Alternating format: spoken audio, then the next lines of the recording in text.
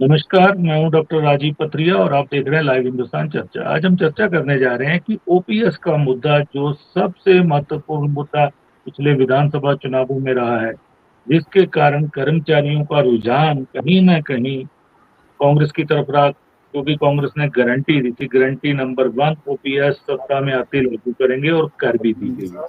पिछले साल अप्रैल में वो शुरू हो गई और जिसके तहत अब जो रिटायर हो रहे हैं उसके बाद उनको ओपीएस मिल रही है। लेकिन अब चुनावी जंग चल पड़ी है तो उसके बाद इन चुनावों में हालत ये है कि ओपीएस का मुद्दा फिर से कहीं न कहीं शुरू हो गया है क्योंकि पिछले कल ही नेता प्रतिपक्ष जयराम ठाकुर ने ये एक सवाल उठाया है कि सुक्खू सरकार ओपीएस को एक कटौती करने जा रही है। 20% की कटौती की फाइल तैयार होकर मुख्य सचिव के पास पहुंच गई है और वो उस फाइल को कैबिनेट में चुनाव होते ही कैबिनेट मंजूरी दे देगी और कटौती हो जाएगी। एक बड़ा विवाद खड़ा हो गया है। क्या ये कहीं महज चुनावी स्टंट है या सरकार कुछ करने जा रही है? क्योंकि पिछले दिनों ही उप मुख्यमंत्री ने कहा था कि हम इस पे एक गारंटी है हमारी तो हम इस पे एक विधेयक लाएँगे विधानसभा के अंदर ताकि कोई भी सरकार आए ओपीएस को कर्मचारियों से ना छीन पाए। लेकिन इसी बीच एक नया विवाद खड़ा हो गया है। हालाँकि भाजपा का ओपीएस को लेके कोई स्टैंड नहीं है क्योंकि वो केंद्र की तरफ देखती रहती है और केंद्र कभी भी ओपीएस के हक में नहीं है। तो आज हम इसी विषय पे चर्चा करने जा रहे हैं। हमारे साथ चर्चा में भाग ले रहे हैं अ, घनश्याम शर्मा जी हैं, भाजपा के वरिष्ठ नेता हैं और पूर्व कर्मचारी नेता भी रहे हैं। एसएस जोगटा जी हैं, कांग्रेस पार्टी के वरिष्ठ प्रवक्ता हैं और कर्मचारी महासंघ के पूर्व अध्यक्ष रहे हैं हिमाचल प्रदेश के। जमन मुकेश आष्टा जी हैं, आम आदमी पार्टी के वरिष्ठ नेता हैं, वो हमारे साथ आज चर्चा में भाग ले रहे हैं।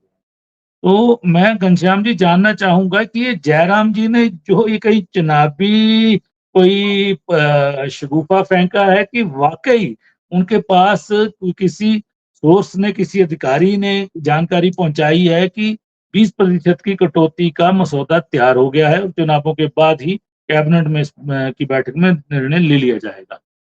जी, घनश्याम जी। सबसे पहले तो डॉक्टर साहब आपका बहुत-बहुत धन्यवाद। आप सबको मेरा सादर नमस्कार। ये जो बात आपने कही कि आदरणीय नेता प्रतिपक्ष पूर्व मुख्यमंत्री जयराम ठाकुर जी ने अगर इस मुद्दे को उठाया है तो ये बड़ी जिम्मेवारी के साथ उठाया है। क्योंकि ये सच्चाई है कि कांग्रेस पार्टी की कथनी और करनी ओपीएस को लेकर के इसमें बहुत बड़ा अंतर 15 महीने के अंदर खुल करके सामने आ चुका है। अभी मैंने पीछे 26 तारीख को शिमला में भी मीडिया हाउस के अंदर बहुत बड़ी प्रेस कॉन्फ्रेंस की थी, सारा मीडिया हाउस वहां पे था। मैंने वहां पर ही स्पष्ट रूप से कहा कि अभी तक आज दिन तक 15 महीने के अंदर कभी भी माननीय मुख्य सचिव की तरफ से या सरकार की अधिकारी की तरफ से कोई ऐसे बयान ऐसा उसकी 30 सिटी बाहर नहीं आई कि ओपीएस में करने क्या जा रही है गवर्नमेंट। क्योंकि इन्होंने सिर्फ कैबिनेट में उसको मेमोरेंडम को लाया, कैबिनेट में पास कर दिया, लेकिन अभी तक प्रदेश की जनता को समझ नहीं आ रहा, कर्मचारियों को समझ नहीं आ रहा कि हमें मिलना क्या है। ट्रेजरी के अंदर अगर आप जा ट्रेजरी से आंकड़े मंगवाए जाएं तो ट्रेजरी के अंदर जी, पता लग रहा है कि इसको एक्सेप्ट कितने लोग कर रहे हैं। क्योंकि सरकार की कथनी और करनी में फर्क है, लेकिन ये सच्चाई है कि अभी सरकार ने क्या किया कि जो जो जब आदमी सेवानिवृत्त होता है तो उसकी जो लास्ट ड्रॉन पेंशन होती है उसका 50% जो है वो उसको पेंशन के रूप में दिया जाता है। सरकार उसको भी 30% पे लेके आ रही है और इसका जो मेमोरेंडम है वो बन चुका है और इसके बाद जैसे ही कैबिनेट की बैठक होगी उसमें ये पास हो जाएगा। हिमाचल प्रदेश के अंदर कर्मचारियों के साथ इतना बड़ा कुठाराघात आज दिन तक के इतिहास ने किसी ने नहीं किया, क्योंकि कांग्रेस पार्टी की झूठ बोलने की पीएचडी है। हर मुद्दे को लेकर के झूठ बोलना और उसको एक्सप्लॉइट करना ये इनकी आदत बन चुकी है।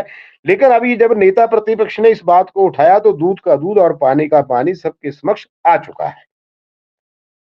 लेकिन घनश्याम जी पेंशन तो जिन्होंने अडॉप्ट की है लाखों 1,36,000 के करीब थे और मैक्सिमम कुछ सैकड़ों में रह गए होंगे जिन्होंने शायद अडॉप्ट नहीं की हो क्योंकि उन्होंने अपने फाइनेंशियल बेनिफिट देखे हैं कि एनपीएस में रहते हुए होंगे कि ओपीएस में।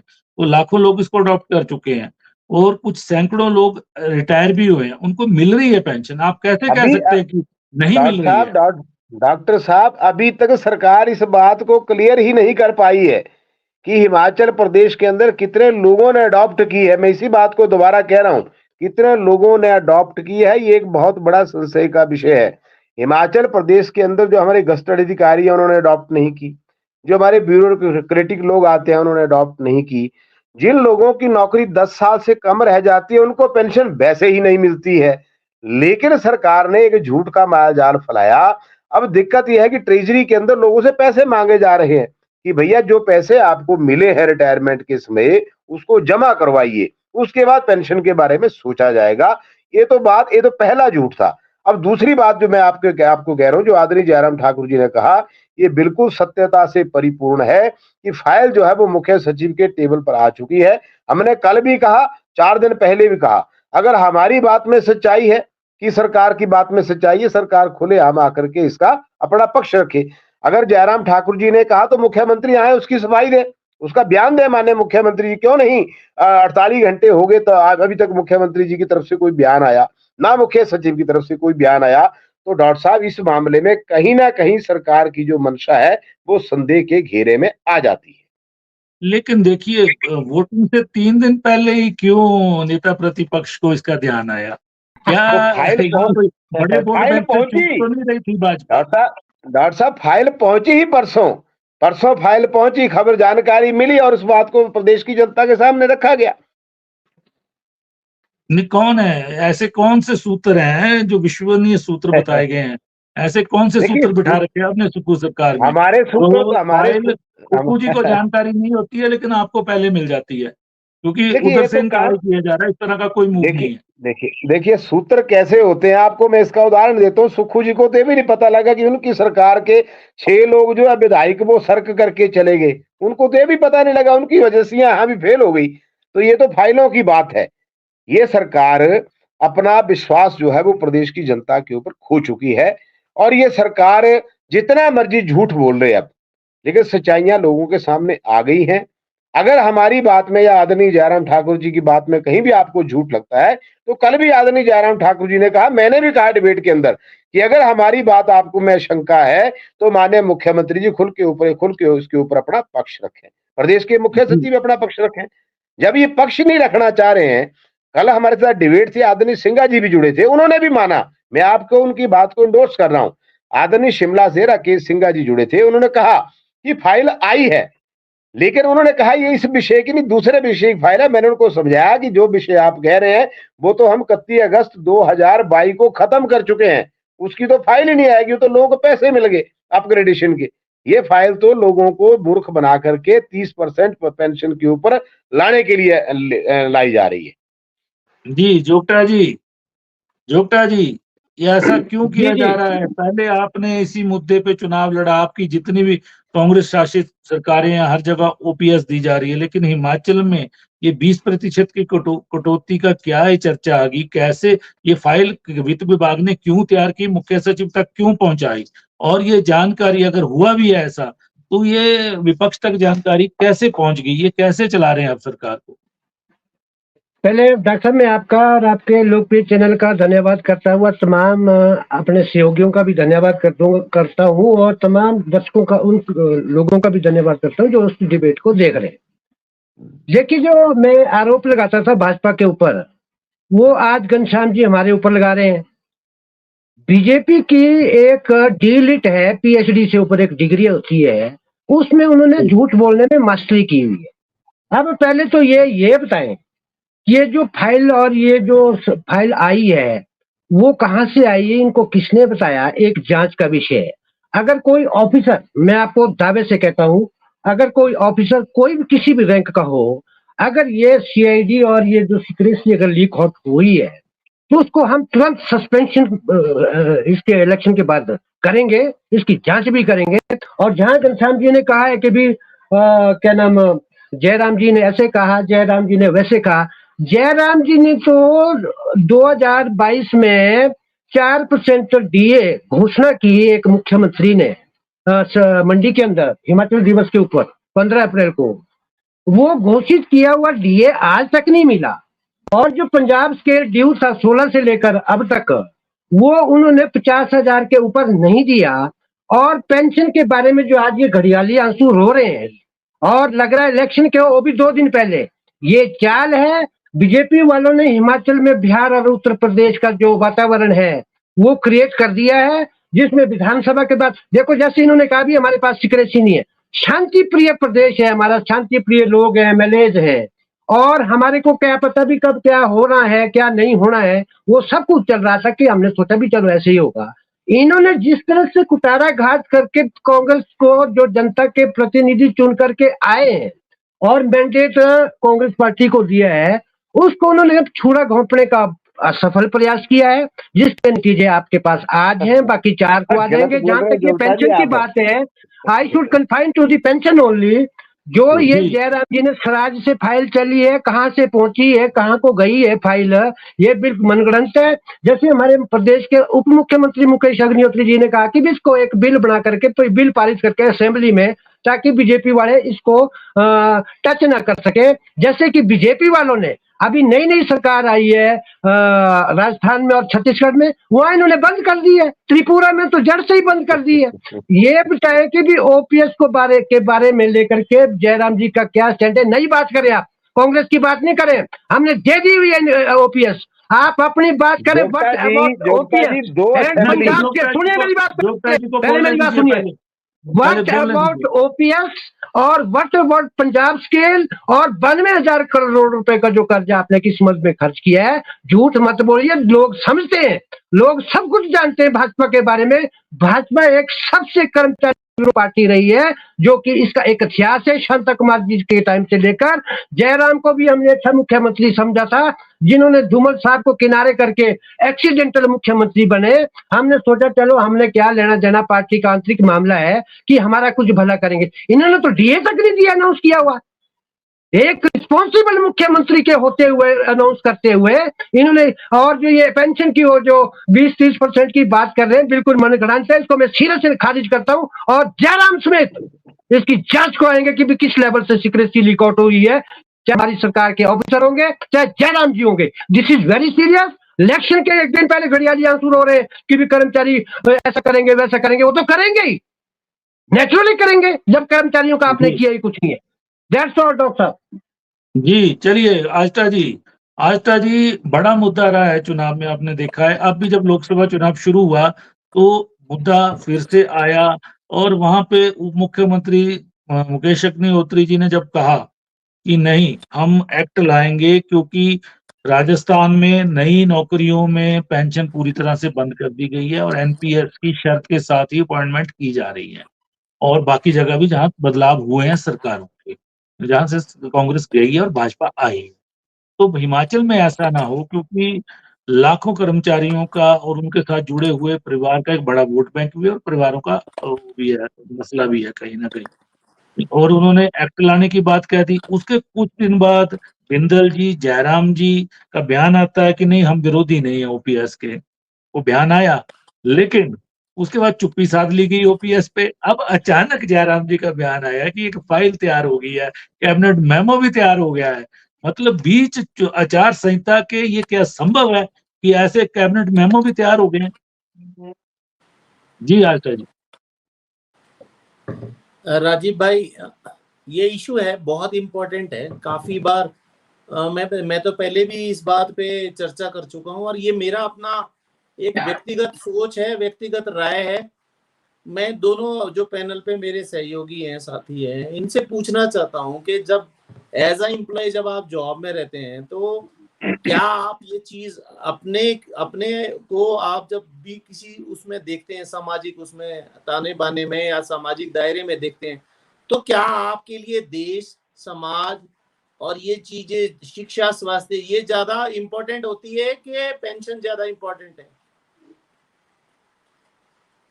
और मैं आपको दावे के साथ कहता हूं, ये जो आर्म ट्विस्टिंग का धंधा चल पड़ा है इस देश में, उसी में ये जो एम्प्लॉइज वर्ग है ये भी उतना ही दोषी मैं मानता हूं, क्योंकि इन्होंने हर बार, इनका एक ही मुद्दा है कि हमारी जो मांगेगी सरकार, हम उसको वोट देंगे। वो सरकार चाहे करप्ट हो, उस सरकार में चाहे गुंडे चुन के आए, उस में चाहे माफिया चुन के आए, इनको कोई लेना देना नहीं है समाज में किस तरह के लोग विधानसभा में बैठेंगे।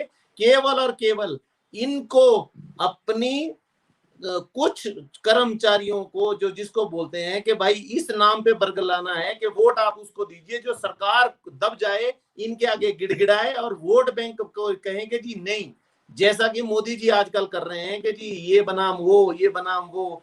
तो इस चीज पे मैं जोगटा जी जब हमारी पार्टी में थे, मैंने तो बाकायदा इनको भी बुलाया था डिबेट में।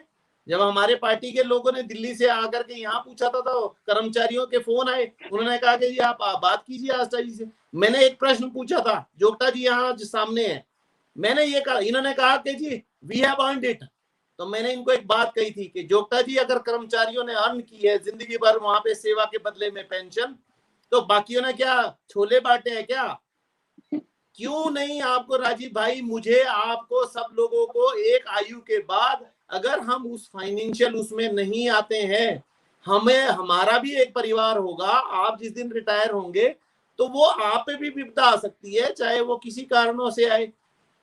केवल कर्मचारी 2 लाख कर्मचारी है, वो सरकार के संसाधनों पे सरकार से ये भी चाहिए वो भी चाहिए। मैं आपको सिंपल कैलकुलेशन बताता हूँ राजीव भाई, सिंपल, दोनों सरकारों के लिए, इन नेताओं के लिए भी। आप 25 साल में कोई युवक जाए, हम तो ये कहते हैं कि जब पढ़ा लिखा युवक जब कंपटीशन से आकर के सेवा में आए, पूरा सम्मान है, मान सम्मान है, लेकिन हजारों लाखों जो बैकडोर से भर्तियां करके कुर्सियां गर्म कर करके केवल और केवल राजनीतिक लोग आकाओं के आगे, कर्मचारियों को तो इन्होंने पॉलिटिशियंस ने अपना पिट्ठू बना रखा है। जब आपको पोस्टिंग चाहिए, काम करने नहीं देते ईमानदार कर्मचारियों को ये लोग, उसको ब्लैकमेल करते हैं, उसके छुटभइये उनकी धमकाते हैं उनको, कर्मचारियों को, उनको काम नहीं करने देते। लेकिन आप एक बात, 1 मिनट बस और लूंगा मैं, सिंपल आप कैलकुलेशन समझिए। अगर एक कर्मचारी 25 वर्ष में मान लीजिए ज्वाइनिंग करता है, उसने अगर उसका कंट्रीब्यूटरी, आप इकोनॉमिक्स को समझिए राजीव भाई, अगर कंट्रीब्यूशन उसका मान लीजिए 2,000 रुपए अभी पर मंथ होता है, सरकार वो पैसा उसके बराबर में इक्विटी डाल करके 4,000 रुपए पर महीने, 50,000 रुपया लगभग 1 साल का उसका एक इकट्ठा हो गया। अब आप अपने आप जोड़िए, जब वो कर्मचारी जिस दिन रिटायर होगा, करोड़ों में उसका फंड हो चुका होगा। नहीं इस बात पे नहीं। आस्था जी देखिए, एग्जाम्पल ऐसे है, आपने भी स्टोरियां पढ़ी होगी, एनपीएस की स्टोरियां पढ़ी होगी, 65-70 हजार 80 हजार पर रिटायरमेंट होती है और 3500 4500 5500 रुपए पेंशन लगती है। ये कंट्रीब्यूटरी जो एनपीएस है, देखिए एकदम से उस स्तर से गुजारा करना, जिसने मतलब अपने जीवन के 25-30 साल लगाए हैं, पेंशन तो कहीं ना कहीं जरूरी है। और आपकी पार्टी का भी ये बड़ा मुद्दा रहा है, आप भी इस गारंटी के साथ बाकी राज्यों में चुनाव लड़ रहे हैं, यहाँ भी लड़ा था। इसको होगा कैसे, ये वही तो मैं बताने की कोशिश कर रहा हूँ कि दोनों में डिफरेंस देखिए। एक कर्मचारी हुआ है जो 45 में ज्वाइन हुआ, उसके पास तो 15 साल ही होगा, तो उसका गुजारा तो 60 में उस पेंशन से नहीं हो सकता जो कंट्रीब्यूटरी हो। तो आपको एड पार लाने के लिए जो आपका व्यापारी वर्ग है, जो किसान वर्ग है, चाहे वो महिलाएं घर पे हैं, उन्होंने भी तो एक जो पेंशन, दूसरी पेंशन है सरकार की ओर से कर्मचारी को, तो वो तो मिलना ही चाहिए जो उसने अपनी सेवाओं के दौरान, वो तो एक बड़ा, अब आप बदल गए आस्था जी, बड़ा मिलेगा। लेकिन सरकार को अलग से उस परिवार के लिए इंश्योर करना चाहिए कि मिनिमम इतनी पेंशन इसको मिले, तो बाकी की पेंशन सरकार दे, तब जाकर के उसका गुजारा होगा ना। अब एक डॉक्टर साहब आस्था साहब ने तो इस विषय को ही बौद्धिक की तरफ ले गई है। ये विषय बौद्धिक का नहीं है, ये विषय, इस विषय को नहीं, ये ओवरऑल ले गए, ये हमारा ये विषय बौद्धिक का नहीं है। जो बहुत विषय ये है, विषय ये है कि हिमाचल प्रदेश की सरकार ने प्रदेश के लोगों के साथ, कर्मचारियों के साथ धोखा किया। ये बात मैं बिल्कुल पूरे दावे के साथ कह रहा हूं। ठीक है, आपने भी, आप आस्था जी, मैं आपसे, आप बौद्धिक में ले गए। आपने पंजाब में क्या किया आप मेरे को बताओ, आपने दिल्ली में क्या किया आप मेरे को बताओ। ऐसा विषय नहीं है। मैं आपको आस्था जी, हिमाचल, आप आस्था जी मेरी बात सुनिए, पहले हिमाचल प्रदेश के भूगोल को समझिए कि हिमाचल, सुनिए आस्था जी सुनिए, पहले हिमाचल प्रदेश के भूगोल को समझना बहुत जरूरी है। हिमाचल प्रदेश के अंदर केवल मात्र सरकारी सेवा ही प्रदेश के अंदर एकमात्र इंडस्ट्री है। कोई दूसरी इंडस्ट्री प्रदेश के बच्चों के रोजगार के लिए नहीं है। उसके साथ भी आपका थोड़ा सा मैं अपग्रेडेशन कर देता हूं कि हिमाचल प्रदेश के अंदर 4,33,000 कर्मचारी सरकारी सेवाओं में नौकरी करते हैं, पहली बात। और 5,53,000 पेंशनर सरकार की खाते से पेंशन लेते हैं। इनको मिलाकर के आंकड़ा बढ़ता है 10 लाख और प्रदेश की आबादी है 72 लाख। मैं आपको अपग्रेड कर रहा हूं आपके मोदी के ऊपर। 72 लाख की आबादी है प्रदेश की और 10 लाख ये डायरेक्ट वोटर है, direct voter. These people are direct voter। इसीलिए मुद्दा रहता है कि इसको ट्विस्ट किया जाता है मुद्दों को। आप ऐसे विषय को उस तरफ मत लेके जाइए। देखिए पार्टी ने देखिए पंजाब में भी वायदा किया था लेकिन नहीं दी। 2 साल हो गए वहां पे उनको सत्ता में आए हुए, कहीं ना कहीं फेलियर आपकी पार्टी का भी है। लेकिन हिमाचल ने दी है, हिमाचल ने दी आज तक। अब सवाल ये है कि एक आरोप लगा रहे हैं जयराम ठाकुर जी कि एक कैबिनेट मेमो तैयार हो चुका है। क्या चुनावों के दौरान कैबिनेट मेमो तैयार हो सकता है? सवाल ये है। और शर्मा जी को 4 तारीख तक आप वेट कर लेते। 4 तारीख के बाद अगर मान लीजिए कांग्रेस ऐसा कोई स्टेप उठाने जा रही है, आप तो विपक्ष में हो, आपके विधानसभा में इतने एमएलए हैं, अब तो आपके साथ 3 इंडिपेंडेंट एमएलए भी थे। तो आप सरकार हम बनाने जा रहे हैं, हम विपक्ष में नहीं, अभी तो गवर्नमेंट फ्रेम करेंगे। हम ये कह रहे हैं राजीव भाई के पेंशन जो है हर परिवार के लिए, केवल आप 10 लाख की मत सोचिए। इतनी लंबी बात में नहीं आस्था जी जाइए, आप फिर वहीं पहुंच जा रहे हैं। आस्था जी आप फिर वहीं पहुंच जा रहे हैं। मेरा सवाल भाजपा जो आरोप नहीं सुनिए, भाजपा जो आरोप लगा रही है चुनावों के समय, क्या वो चुनावी स्टंट है कि सरकार ऐसा कुछ करने जा रही है? तो गलत है कि सही है? 100% अभी तो चुनावी स्टंट लग रहा है। क्योंकि पहली बात यह है कि अगर मान लीजिए कैबिनेट नोट तैयार कर रहा है तो सारे प्रचार में मंत्री और मुख्यमंत्री तो वहां हैं, किसके कहने पे किसके पास इतना टाइम है? और यही मुद्दा अगर 4 तारीख के बाद ये उठाएं तो बिल्कुल जेन्युइन मुद्दा है। अगर सरकार ऐसा कर रही है तो इनके पास मौका होगा। लेकिन अभी 2 दिन पहले आप इतना कहां से वो फाइल आई, ये भी तो जांच का विषय है। आस्था जी विपक्ष जो सजग विपक्ष होता है उसका काम है वो मैं थोड़ा सा आपको बताता हूँ। सजग विपक्ष की अलग बात है। चर्चा ये है कि आज जोगटा जी, आप जब ये सरकार पे क्राइसिस आया, एक राजनीतिक आपदा आई आपकी 29 फरवरी को, और उसके कुछ दिन बाद जब ये कशमकश चली तो आपके एक उच्च अधिकारी जो पिछली सरकार के भी चहेते रहे, आपकी सरकार में भी वो चहेते हैं, वो रात के अंधेरे में नेता प्रतिपक्ष से जब मिलने जाएंगे तो सूचनाएं तो लीक होंगी। तो क्या मुख्यमंत्री जी और उनके आसपास के दायरे ने क्या आंखें मूंद रखी हैं? ठीक कहा घनश्याम जी ने कि 9 विधायक छिटक लिए और वो भी साथ का होटल बिल्कुल उनके घर के साथ, तब नहीं वो जाके। तो अब भी क्या पता इसमें भी कुछ हो। उन्होंने मुद्दा तो फेंक दिया है, सच्चाई है कि नहीं है वो अलग बात है, लेकिन मुद्दा तो फेंक दिया उन्होंने। कौन ऐसे अधिकारी आपने पाल रखे हैं जोगटा जी? जी, उसके ऊपर काम चल रहा है। अब आप देखिए इलेक्शन के बाद क्या होता है। और मैं आस्था जी की बात कर लूं तो आस्था जी ऐसे लगता है भी आम आदमी पार्टी तो पेंशन के हकदार है। ओपीएस बहाल करने के लिए केजरीवाल जी का एक एजेंडा है और आस्था जी उससे बिल्कुल बाहर जा रहे हैं ट्रैक से। इसका मतलब आस्था जी भी कर्मचारी विरोधी है। नहीं, मेरी बात सुनिए। अब आप कर्मचारी विरोधी हैं और आपकी जो पार्टी है, जो आजकल हमारा अलायंस है, वो कर्मचारी के फेवर में, ओपीएस के फेवर में। अब जब आपने एक सवाल किया कि भी हमारे कर्मचारियों को ही क्यों मिल रही है पेंशन, दूसरों को भी मिलनी चाहिए, तो उसके लिए लड़ाई लड़ो, एक फोरम बनाओ, प्लेटफॉर्म बनाओ, आप भी लड़िए। लेकिन अपने बच्चों, भाइयों, बुजुर्गों का पेंशन तो इंडिया अलायंस का हिस्सा है। पेंशन तो मत बंद कर दे। ऐसी सलाह तो मत दो कि भी आप पेंशन कर्मचारियों के विरोधी हैं। ये मैंने आपको पहले भी बताया था। और केजरीवाल जी कर्मचारी के हक में है, ओपीएस के हक में। और जहां तक डॉक्टर साहब ने कहा कि भी ऐसे अधिकारी हैं, इन अधिकारियों की सूची हमारे पास सब कुछ है। जयराम जी से मिलने कौन गया कौन नहीं गया, इसके अलावा भी। और इसके बारे में 4 जून को जो रिजल्ट आने हैं उसके ऊपर काम चलेगा, बड़े जोरों शोरों से चलेगा। हमारी सरकार जो है भाजपा ने जिस तरह से गिराने का प्रयास किया आपदा को लेकर के, उसके बारे में इनके पास कुछ नहीं है कहने को। 1 रुपया भी नहीं आया, ये बोलते भी इतने लाख आए। अब अमित शाह बोलते हैं 32,000 करोड़ रुपए आए। हमें कर्मचारियों पे ही, हमें ओल्ड पेंशन। हाँ ठीक है ठीक है ठीक है, हाँ जी हाँ जी। तो कर्मचारियों का जहाँ तक माननीय सुखविंदर सिंह सुक्खू ने पूरे हिमाचल में तो नहीं, पूरे हिंदुस्तान में एक इतिहास रचा है ओपीएस बहाल करके, उसको बंद करेंगे? हद की बात है ये तो। और ऐसे कोई memorandum, cabinet memorandum, officer is not the government, government is the CM and his cabinet clicks.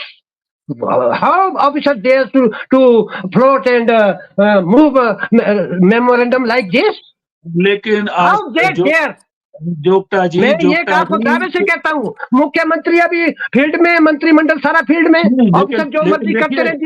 This CM two सी, ये सीएम ने क्या करना है? जोगटा जी जो देता है वो देता नहीं है भाजपा वालों की तरह। सवाल ये उठ रहा है कि जब नेता प्रतिपक्ष आरोप लगा रहे हैं तो उसका जवाब भी माकूल तौर पे मुख्यमंत्री को देना पड़ेगा। उसमें आ रहा हूँ क्योंकि अधिकारी नहीं दे पाएंगे। सुनिए मुख्यमंत्री, क्योंकि फाइनेंस डिपार्टमेंट भी उनके पास है, राज्य के मुख्यमंत्री भी वो हैं, उनको इसका जवाब देना चाहिए विपक्ष को, क्योंकि कर्मचारी गुमराह होगा। क्योंकि कल से पैंतरा फेंका है, अभी तक दोपहर तक कोई जवाब नहीं आया। ये जवाब का शायद मेरे को ही कहा हो मुख्यमंत्री ने कि भी तू जवाब दे दे, अभी मैं बिजी हूँ, मैं तो एक देता हूँ। मैंने कहा, जो मैंने कहा है वही मुख्यमंत्री जी भी वही कहेंगे। एक जो इतिहास बनाता है हिंदुस्तान में ओपीएस बहाल करने के लिए, और उप मुख्यमंत्री मुकेश अग्निहोत्री जी कहते हैं भी इसको हम वैलिडेट करके बिल बनवाएंगे विधानसभा में, और ऊपर से ये सुन पर जयराम जी छोड़े, जयराम गढ़ियाली आंसू रो रहे हैं क्योंकि ये बुरी तरह मंडी में पिट में अपने ही घर में, और इसलिए शुरू पर छोड़ने में कर्मचारी हितैषी बनने का झूठा प्रयास कर रहे हैं। ये ऐसा कुछ नहीं है। मैं इस इशू को ही सिरे से निखारता हूँ, खारिज करता हूँ। और जयराम जी के ऊपर जो ये ऑफिस मेमोरेंडम की बात की है, सीक्रेसी कहाँ से लीक आउट हुई, इसके ऊपर बिल्कुल कार्रवाई होगी। जिस भी अफसर जो भी ऑफिशियल इसमें इन्वॉल्व होगा, जयराम जी इसमें तो उसको घसीटा जाएगा। ये मैं आपको दावे से कहता हूँ। मैं जोगटा जी की एक बात के ऊपर थोड़ा सा बिंदु रखता हूँ। आस्था जी, आपकी बात को भी सुना जाएगा। पहली बात तो यह है कि कांग्रेस पार्टी और आम आदमी पार्टी इंडिया गठबंधन का एक हिस्सा है, पहली बात।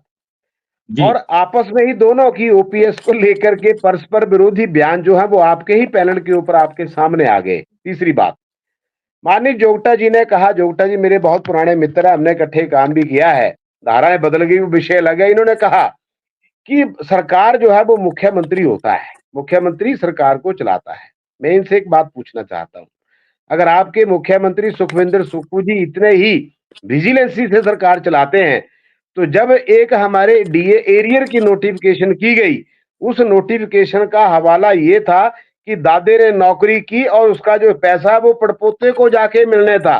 जब हमने हल्ला किया तब उसको विड्रा किया। मैंने तब भी कहा था, या था मुख्यमंत्री जी प्रदेश के कर्मचारियों से विरोधी हैं या उनको अधिकारी विरोध में लेके आ रहे हैं। दोनों ही पहलुओं में मुख्यमंत्री का और सरकार का नुकसान हो रहा है। तीसरी बात, जब ओपीएस का इन्होंने घोषणा की थी, मैं बड़ा स्पष्टवादी हूं, बेबाकी से बात रखता हूं। जब यहाँ पर इन्होंने प्रदेश में घोषणा की थी ओपीएस की, मैंने सबसे पहले स्वागत किया था, हम स्वागत करते हैं।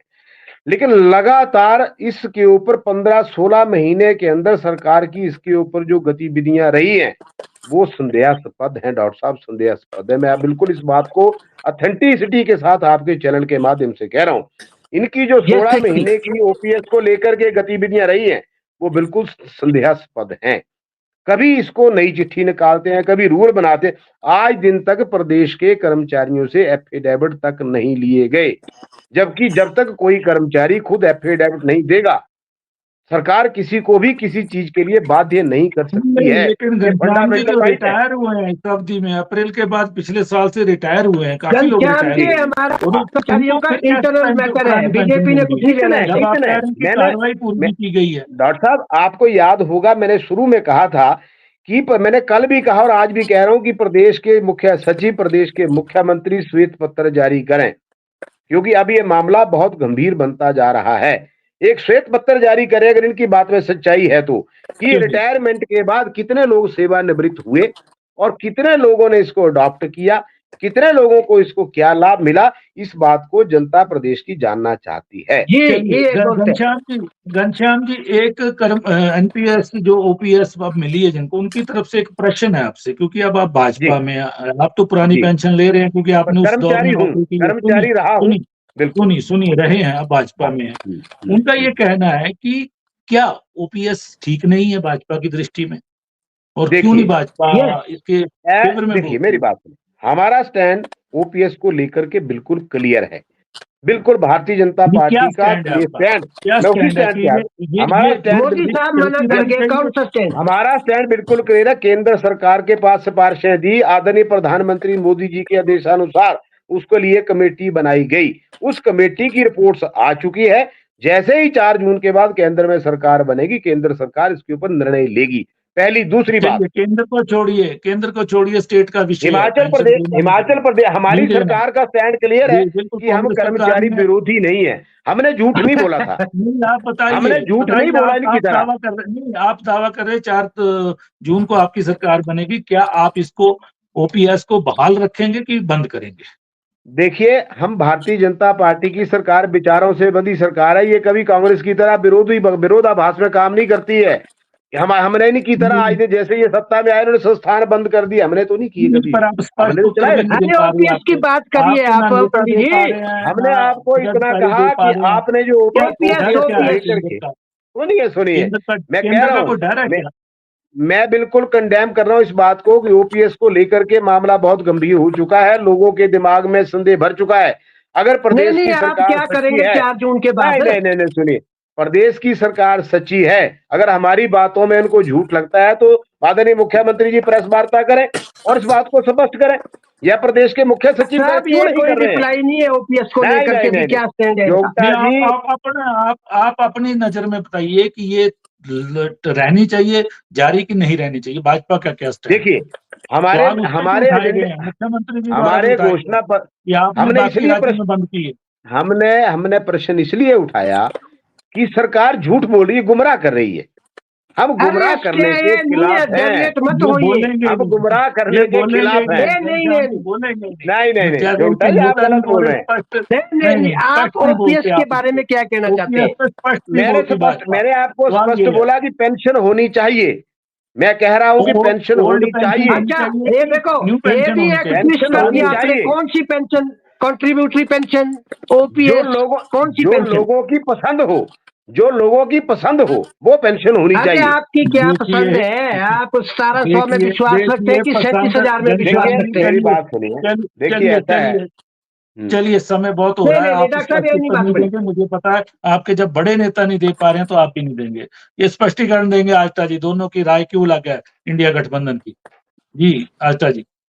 देखिए, पहली बात है जोगता जी, आपको तब भी मैंने बताया था, आज भी मैं वही स्टैंड है जो पार्टी में ये कह रहा हूँ कि हमेशा कर्मचारियों को तो मिलनी ही चाहिए, लेकिन प्रॉब्लम कहाँ है? डिस्पैरिटी की, और जिस तरह से इसको लागू किया जाता है। आपके पास इतनी क्या जल्दी थी? आप पहले कर्मचारियों को, आपके पास इतने कर्मचारी के और भी तो वर्ग है, और भी तो इतने सारे, इवन के टीचर्स की 40-42 वो संगठन बने हुए हैं, आप उनको बैठ करके एक पहले कॉन्सेंसस तो बनाते। मैंने कब कहा कि भाई कर्मचारियों को पेंशन नहीं मिलनी चाहिए? मैं तो हमेशा ये कहता आया हूँ। नहीं, आप बात दूसरी तरफ ले गए, आप तो सबके लिए मांगने लग पड़े, आप कहीं सामाजिक दायरे का आपने विस्तार कर दिया बहुत। विषय कुछ और था, कर्मचारी के साथ आप राजीव भाई ये भी तो देखिए ना कि किस वर्ग को अंदर डालने की बात कर रही हैं। अभी ये लोग कह रहे हैं ये वोट बैंक पॉलिटिक्स के लिए केवल यहाँ पे आए हैं, क्योंकि अगर वोट बैंक पॉलिटिक्स के कर्मचारियों को पता है कि इसके साथ 4 लोग और जुड़े हैं, तो इन्होंने इसको मुद्दा इसलिए बनाया है ओपीएस और इसको बना करके। मैं ये कह रहा हूँ इससे ज्यादा गंभीर विषय देश के सामने है, इससे ज्यादा गंभीर विषय आज का विषय तो यही है। गंभीर विषय तो है, शराब घोटाला हो गया आपकी पार्टी का, दिल्ली में बहुत बड़ा शराब घोटाला हो गया, नेता अंदर है। चर्चा को विराम देते हैं, आप कि इनको कांग्रेस छोड़िए, को पता नहीं घोटालों चलता। को छोड़िए, अरे जो चर्चा को चोर विराम देते होता हैं। है चोरी करने का पता, उसके छोड़िए घर वालों छोड़िए, को चलिए भी चर्चा पता को नहीं विराम धन्यवाद चलता, दीजिए। डॉक्टर चोरी साहब, हो बहुत बहुत जाती है। धन्यवाद। जी जी जोगटा जी जी नमस्कार, जी सबको जी नमस्कार। जी। नमस्कार। आज हम चर्चा कर रहे थे कि हिमाचल प्रदेश में ओपीएस का मुद्दा सबसे महत्वपूर्ण मुद्दा है और उस पर लगातार राजनीति चल रही है। कांग्रेस ने वायदा किया, गारंटी दी और पिछले साल अप्रैल में नोटिफिकेशन की और कर्मचारियों ने इसको अडॉप्ट भी किया। लेकिन अब जब लोकसभा चुनावों की घोषणा हुई और उपचुनाव जो 6 हो रहे हैं हिमाचल प्रदेश के, उसी दौरान फिर से ये मुद्दा उठा।